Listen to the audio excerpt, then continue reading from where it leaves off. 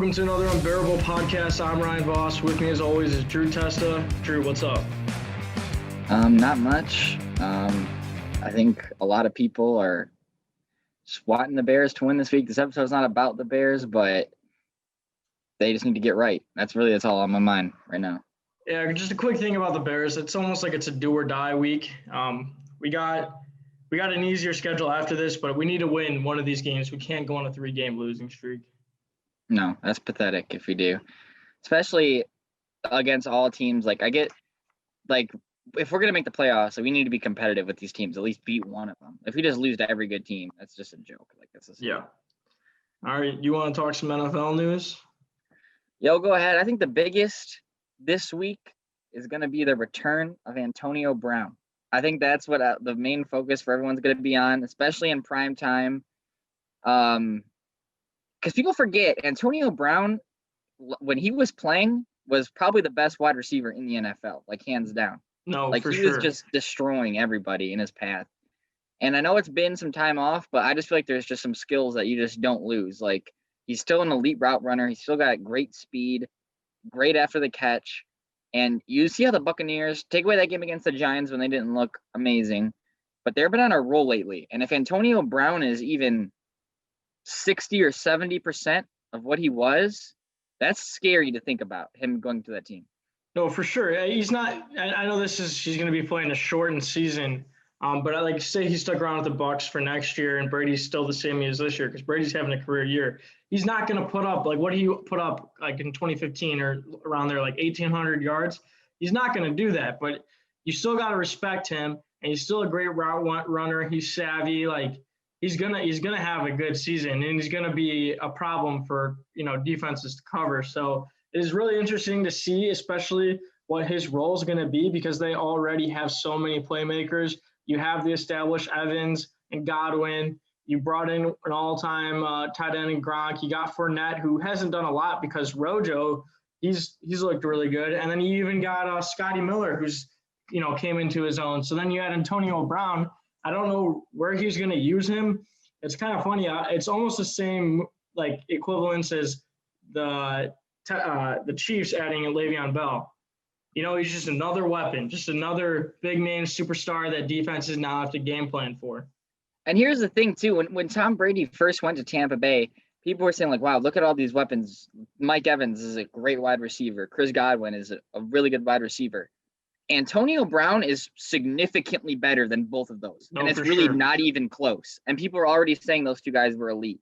So it's kind of crazy to wrap your head around how much talent's on that team. Yeah, you tweeted before this move even happened that it's got to be the greatest wide receiver room of all time. And I'd say that's safe to say. I know a lot of people will talk about Randy Moss, Chris Carter, and whoever they had as a third guy. I can't think of his name. And don't get me wrong, that is really good. But most people probably say Chris Godwin's the third best out of Antonio Brown, Mike Evans, and him. Chris Godwin's way better than that third guy the Vikings had, way better. Yeah. So it's going to be something to see. And I'm looking forward to seeing what Antonio Brown could do, because I know he's had his off the field issues, but if he can come out here and be a good person and a good player on the field, I'm always down for a nice redemption story. So I think it'd be nice to see Antonio Brown be able to make something now with Tampa Bay. All right, what's the next headline you got for us? How about the San Francisco 49ers? Just absolutely falling apart. Absolutely falling apart. Let's talk about that when we get to their game, because we're not even sure if their game's going to be played tomorrow. It's true. They were supposed to play tomorrow. I forgot about that. Yeah, so we'll get to that in a second. I got some news for you though. Okay. And then one last thing is, and this is just hot off the press, Matthew Stafford has corona. That just came out a few minutes ago. Yeah, that is breaking news almost. Yeah. Same with Mitch Trubisky having a shoulder injury, and it doesn't look good. So some NFC North quarterbacks are kind of going down right now in a division that's wide open too. Yeah, it's going to be interesting to see down the road, because even the Lions, they're not a horrible team this year. I mean, they're 3-3 or 4-3 or 3-4, somewhere in there. That's not completely what you trash. Expect the Lions to be. Yeah. All right, we do have a guest this episode. We're going to bring him in for the picks. Let's bring in Big Mike, Michael Bandura, Mr. IU himself. Big Mike. What up, Big Mike? What's up, everyone? How's it going? Mike, are you wearing a New York Yankees hat? Yes, sir. You ready to make some picks? I'm ready to make some picks. All right, let's get. Oh, I forgot to share my screen. 1 second. There's something wrong with the New York Yankees hat, Drew? I was just not expecting to see it. Oh. All right, I got FanDuel pulled up today because you can't even pick this game on my bookie. It's the Packers and 49ers. Before you came on, Mike, Drew started talking about that one. It's not looking good for the 49ers without George Kittle, without Jimmy Garoppolo, and they just had a COVID outbreak. What do you guys think about this one? You have to take the Packers. Yeah. I mean, this is like the most basic pick in the whole thing, like the most obvious one. You got to take the Packers. Yeah, assuming the game does get played, which obviously we don't know if that's going to happen right now. San Francisco's basically scout team is not going to be able to hang around with Green Bay, who's one of the best teams in the NFL. So that game will probably be a beatdown of monstrous proportions. I want to bring this to your point. So my FanDuel, I started using them. They're pretty neat. They do these odds boost. If they have the Packers to win by 14 plus points, they boost it from 220 to 260. So if you put up 50, you could win $130. Would you guys do that bet? I would probably do that. Yeah, I would probably do that if I were you. Should I do it right now on the pod? No barriers? You're contemplating your live betting. I mean, I don't see the away 49ers are going to be able to keep this. But what if they don't play the game? Do you get your money back? Yeah, he would have. Yeah, I'll give my bookies and whatchamacallit. FanDuel's good about that. Except okay. I gotta do it when I get off because it's saying that they're not sure I'm in Indiana. All right. Trying to scan. At the I think if the line's at plus or minus 6, I'm definitely taking the Packers to cover the 6. Yeah, easily. All right, next game we have. I like my bookie better for this. Seattle Seahawks at the Buffalo Bills. Bills are getting plus 2.5. I would lean towards Seattle, the minus 2.5. That's not too much points. I do think Buffalo's a pretty good team, but they've just looked out of sync the last few weeks, and they have no run game. I mean, Devin Singletary has just not done anything this year. It looks like they're trying to get that Moss dude a little bit more involved, but that's going to take some time. And Seattle, I think, is just the better team, and I think they'll have Jamal Adams back. So I'll take Seattle minus 2.5. Big Mike? I'm going to go with the upset here. I'm going to go with the Bills. And here's the reason why. It's because the Bills have a pretty decent defense. And I think they may be able to hold the Seahawks' high-powered offense. Plus, the Seahawks' defense is just it's pretty bad. I'm not going to lie. It's pretty bad. It's the worst in the league. It's the worst. Have you seen the Cowboys play? Yeah. I don't think it's the worst in the league, but I think it's pretty bad. So I think I'm going to actually take the Bills in this one. And that's the reason why. Mike, I like your analysis, but the Bills are 5-2 against the spread. The Bills are a team that cover, okay? I'm sorry. The Seahawks are 5-2 against the spread. The Seahawks are a team that cover. And I am not impressed with the Bills. I think if you look at the Bills schedule, which I was doing earlier, let me just pull this up really fast. The Bills aren't that good of a team. They got blown out by the Titans, if you forget. They lost to the Chiefs. They barely beat the Jets, Mike. I mean, let's be serious here. They beat the Jets twice. They beat the Rams. Barely beat the Raiders, which the Raiders are a decent team. The Raiders are pretty good. Barely beat the Dolphins. But they got Dolphins blown out by the Titans, lost to the Chiefs, and beat the Jets twice. So technically, you take the Jets games away, they're 3-2. For Seattle being they're like the top of, the NFC. I'm taking Seattle minus 2.5 all day. I'm surprised it's not at minus 3. In case you guys are wondering up here, I cashed out. Okay, I got my Can't Lose Parlay, but I didn't lose all my money. Don't worry about that. Okay, now we got the Denver Broncos plus 3.5 versus the Atlanta Falcons. Mike, do you want to take this one first this time? You want me to take this one? Yeah, go ahead. Two pretty trash teams. So it can honestly go either way. But honestly, if I got to take one team, it's going to be the Falcons. Because the Broncos are just terrible. They're just terrible. And they don't really have much, honestly. And I think the Falcons' offense is enough to cover that 3.5. True. I'm going to go ahead and disagree. I think Denver is getting a lot healthier. Drew Lock had a pretty good week last week. So Falcons, it seems like it's like almost like becoming a meme. Like I personally don't bet games, but I know a lot of people who do. And I follow some accounts who that's like their specialty. And it seems like every time people bet the Falcons, they just end up regretting it, like every single time from what I've like read. And Denver, they have a good defense. A good old pal of ours, Vic Fangio's over their head coaching, and he's a pretty good defensive mind. And I think that to get 3.5 for Denver, especially when they're playing a team that's not that good, I like. So I'd take Denver. Yeah, Denver's actually 5-2 against the spread. I think that they're actually a better team than they let on. I'll still stay true to this. I'm a big fan of Drew Lock. I like Noah Fant. I like their young wide receivers.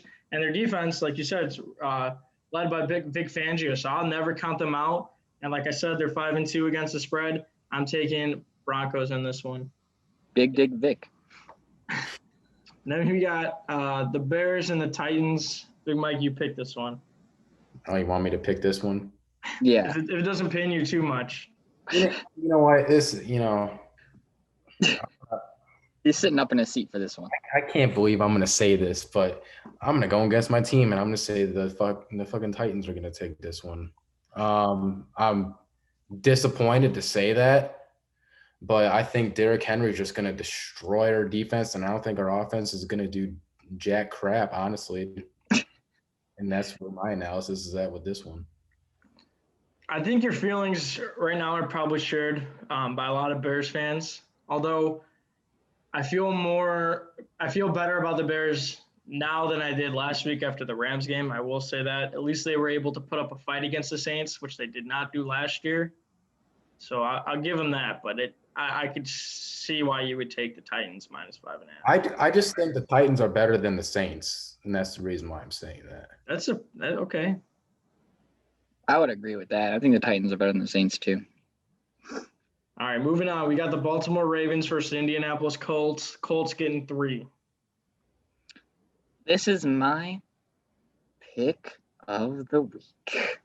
Wow. Indianapolis, although they have a good defense, and don't get me wrong, it is good, they just don't have the offensive firepower to match Baltimore. I think they'll keep it close in the first half, but if the Ravens go ahead and put up 14 points in a quarter, which they definitely could do, the Colts, they just don't have that type of offensive ability to go ahead and match that.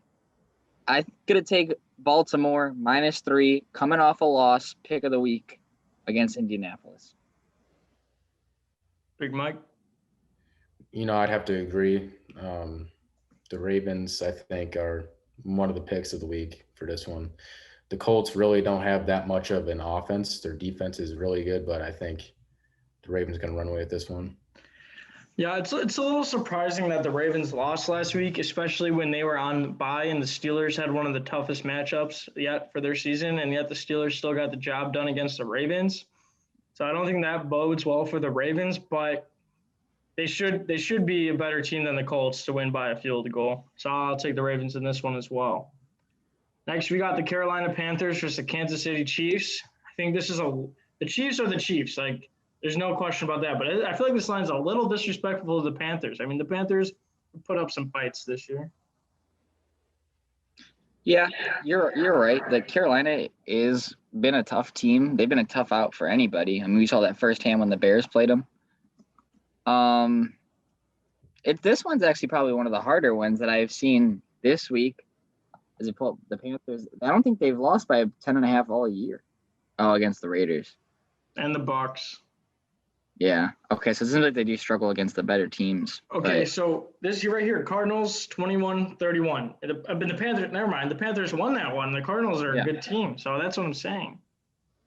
The Panthers are hard to predict because they just have Well, I think they're going to be getting Christian McCaffrey back, which is going to be big. That's huge. So taking that into consideration, if it was just 10, I'd probably take Kansas City.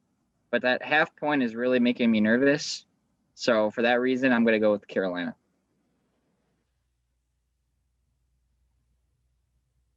Big Mike. I'm just not going to bet against the best quarterback in the league. I'm just not going to do it because they lost to the Falcons by 8. And we all know the Kansas City Chiefs can beat them by more than 8 points. So I'm going to take the Chiefs in this one. Yeah, I'm going to agree with you. Since they lost to the Bears, they've been on a 3-game losing streak, so they might have lost some of the magic they had earlier in the season. And like you said, you don't really want to bet against Patrick Mahomes.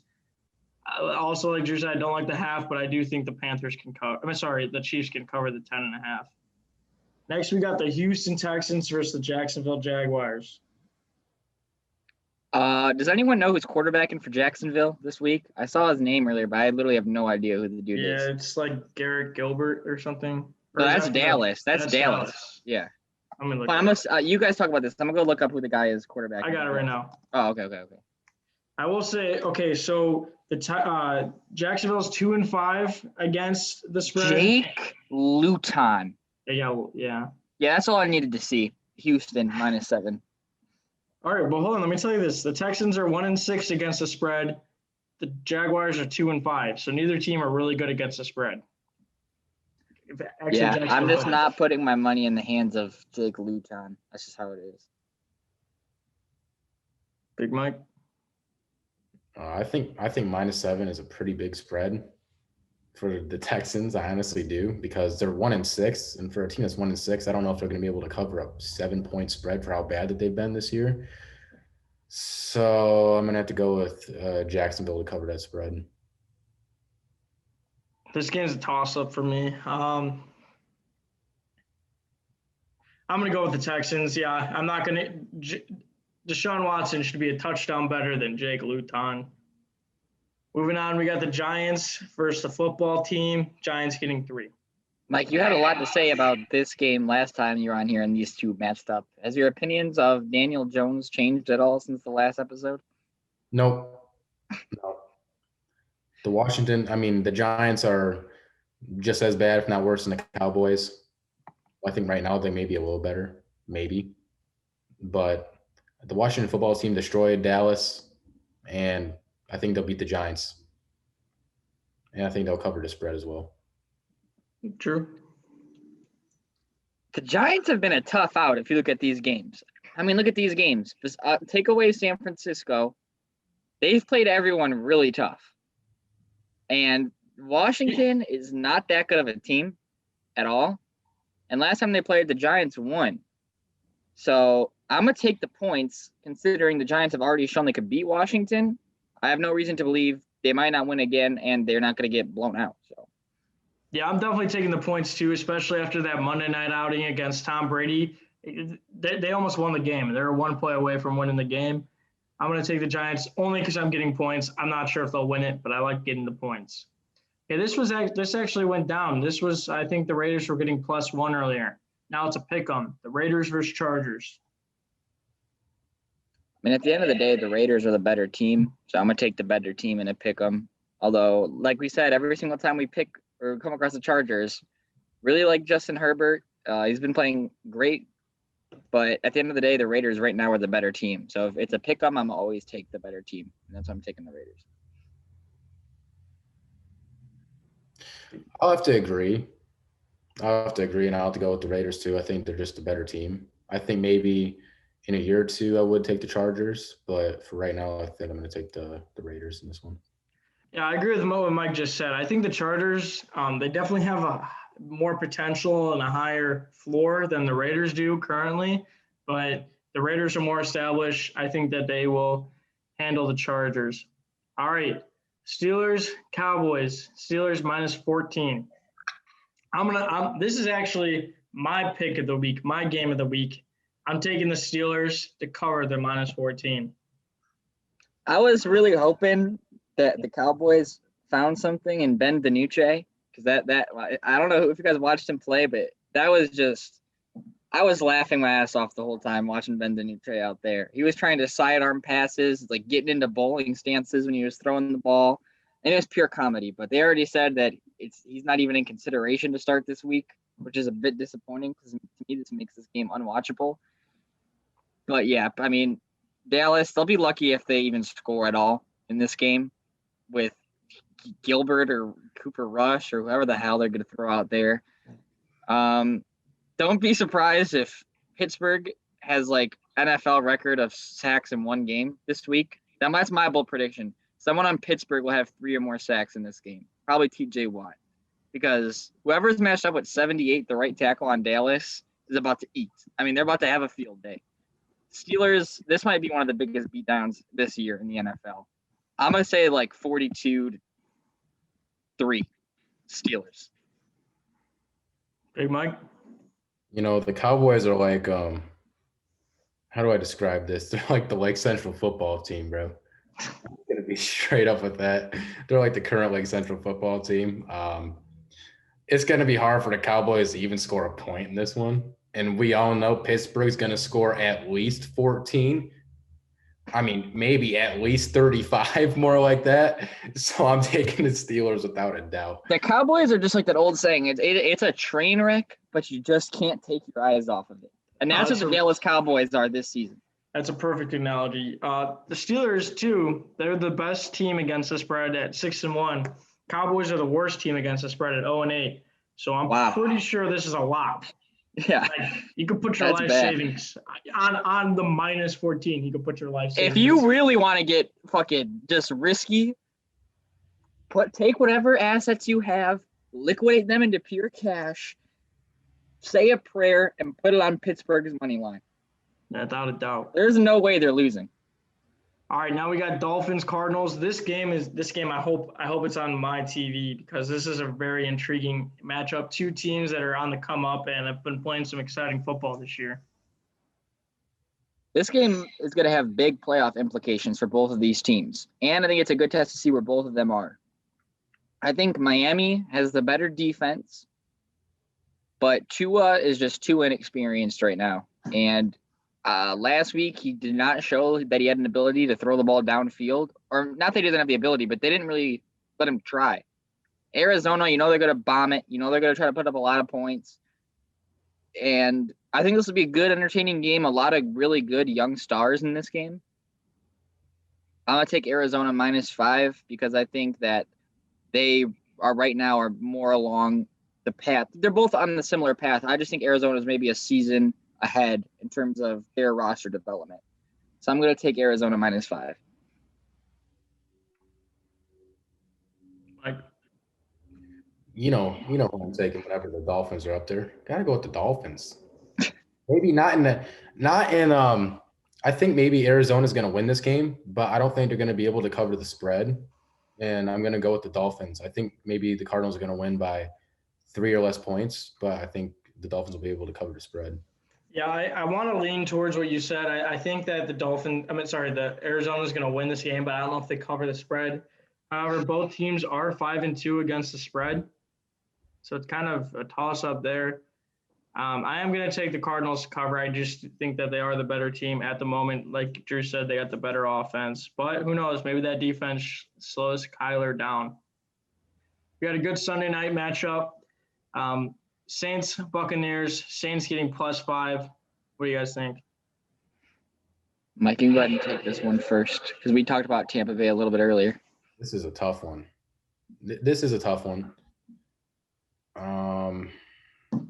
We love those Breeze-Brady matchups. I think Brady's going to get the best of him. I think Tampa Bay is on the come up. And Antonio Brown is activated now. So pretty confident that the Buccaneers will be able to beat the Saints by more than 5 points, cover the spread. Yeah, I'd agree. If Tampa Bay is going to want revenge after the Saints beat them, Tampa Bay is a completely different team than the last time the Saints saw them. And we still have no idea what's going on with Michael Thomas at the end of the day. So I'm going to take Tampa Bay. I think they'll win by more than 5.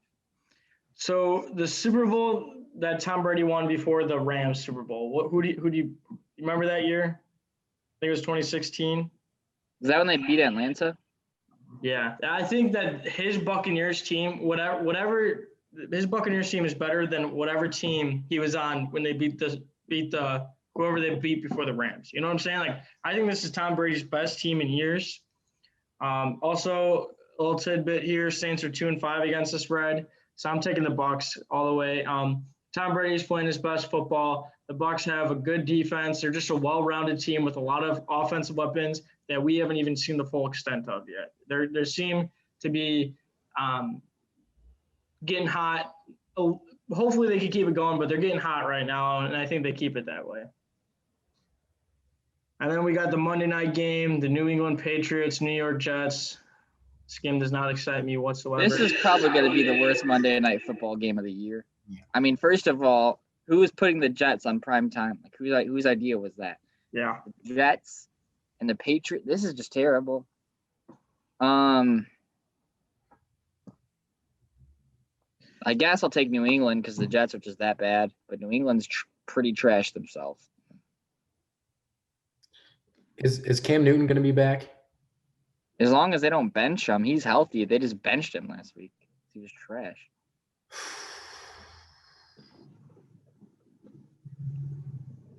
It's almost. I'll say this. Go ahead, Mike. The Patriots are definitely going to win.